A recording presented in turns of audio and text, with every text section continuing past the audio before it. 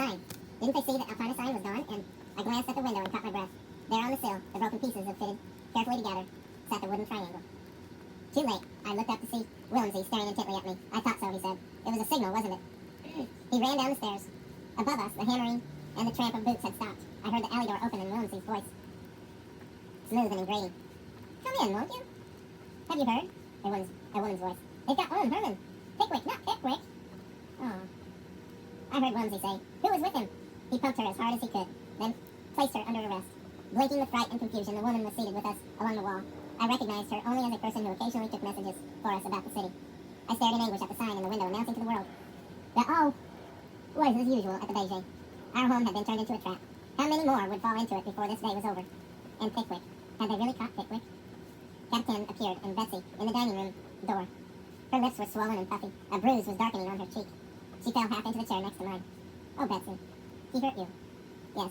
She dabbed at the blood on her mouth. I feel sorry for him.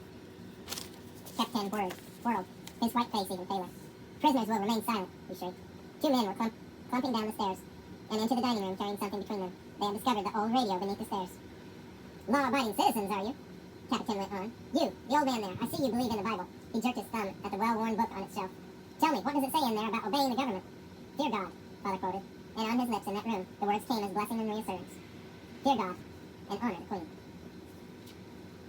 Captain stared at him. It doesn't say that. The Bible doesn't say that. No, Father admitted. It says, Dear God, honor the King. But in our case, that is the Queen. It's not King or Queen, roared Captain. We're the legal government now, and you're all lawbreakers. The doorbell rang again. Again, there were the questions and arrests.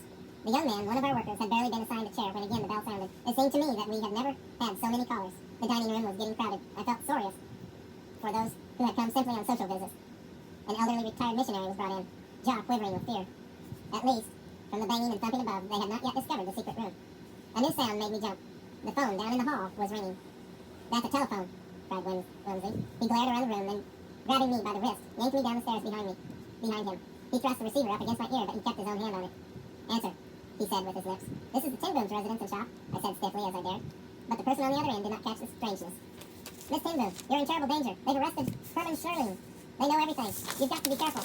On and on, the woman's voice babbled, the man at my side carrying everything. She had scarcely hung up when the phone rang again, and the man's voice, again the message. Herman's been taken to the police station. That means they're on to everything. At last, the third time I repeated my formal and untypical little greeting, there was a click on the other end. Willemsy snatched the earpiece from my hand. Hello? Hello? He shouted. He jiggled the cradle on the wall. The line had gone dead. He shoved me back up the stairs and into my chair again. Our friends wised up, he told Captain, but I heard enough. Apparently, Betsy had received permission to leave her chair. She was slicing bread at the sideboard. I was surprised to realize it was already lunchtime. Betsy passed the bread around the room, but I shook my head. The fever was raging again. My throat ached, and my head throbbed. A man appeared in the doorway. Boy, could you imagine being sick while all this is happening? It would be like the worst possible time. That would be horrible. A man appeared in the doorway. We've searched the whole place, Willemsy, he said. If there's a secret room here, the devil himself built it. Willemsy looked from Betsy to Father to me. There's a secret room, he said quietly. And people are using it, or they would have admitted it, all right. We'll set a guard around the house till they've turned to mummies. In the hush of horror that followed, there was a gentle pressure on my knees. The cat had jumped into my lap to rub against me. I stroked the shining black fur. What would become of him now? I would not let myself think about the 6 people upstairs. It had been half an hour since the doorbell had rung last. Whoever had caught my message over the phone must have spread the alarm. Word was out. No one else would walk into the trap at the Beijing. Apparently, Willemsy had come to the same conclusion because abruptly he ordered us on our feet and down the hallway with our coats and hats. Father, Betsy, and me held in the dining room till last. In front of us down the stairs came the people from Tante John's room. I held my breath, scanning them. Apparently, most of those at the prayer service had left before the raid. But by no means all. Here came Noli, behind her. Peter, last in line came Willem. The whole family then. Father, all 4 of his children, 1 grandchild. Captain gave me a shove. Father took his tall hat from the wall peg.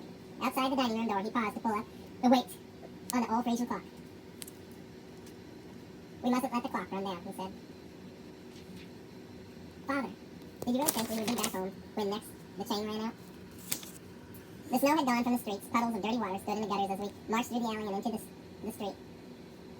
The walk took only a minute, but by the time we got inside the double doors of the police station, I was shaking with cold. I looked anxiously around the foyer for Rolf and the others who knew, but saw no one. A contingent of German soldiers seemed to be supplementing the regular police force.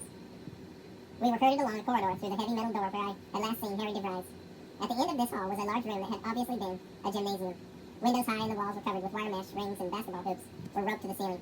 Now a desk stood in the center of the room with a German army officer seated behind it. Tumbling mats had been spread out to cover part of the floor, and I collapsed onto one of them. For 2 hours, the officer took down names, addresses, and other statistics. I counted those who had been arrested with us. 35 people from the raid on the Beijing. People from previous arrests were sitting or laying about on the mats, too. Some of them faces we knew. I